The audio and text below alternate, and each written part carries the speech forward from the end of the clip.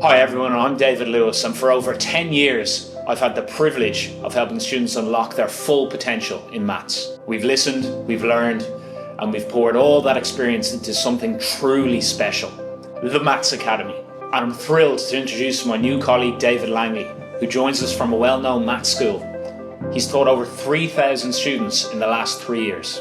Together, we've designed a comprehensive program which goes far beyond traditional grinds. We're here to help you master your math skills and for you to achieve your academic goals. At the Maths Academy, we offer 2 top-tier, exam-focused maths classes every week.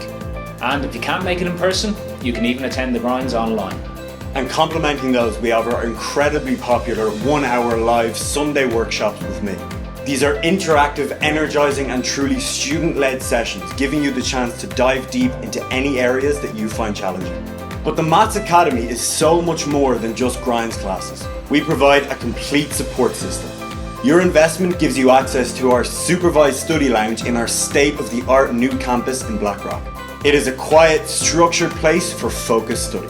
And to ensure you are fully prepared, we provide our own Maths Academy mock examinations with detailed solutions. Plus, all our maths grinds come with my personal maths notes, a comprehensive, expertly designed revision tool that's ideal for continuous learning.